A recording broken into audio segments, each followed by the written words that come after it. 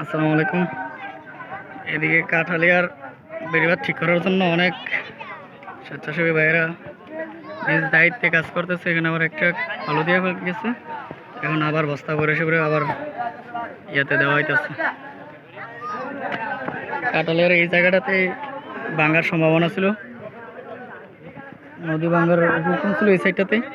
পরবর্তীতে এই সাইডটাতে আবার তারা কাজ করতেছে সবাই।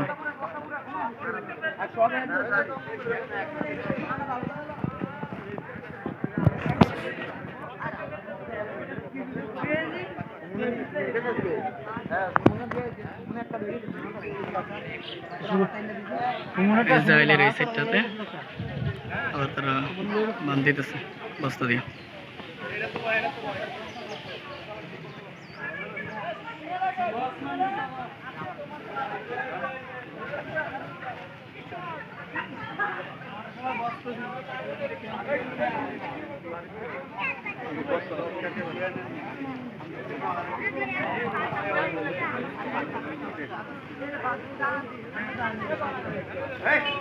আচ্ছা, এখানের পানিটা কি ভাই, এই পানিটা কি ওইখান থেকে চলে আইতেছে না?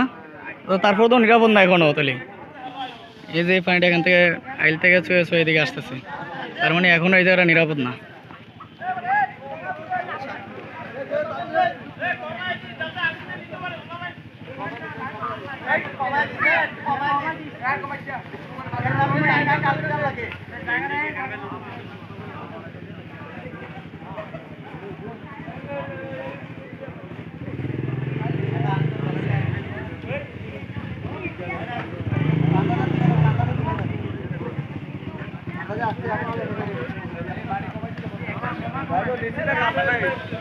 হ্যালো।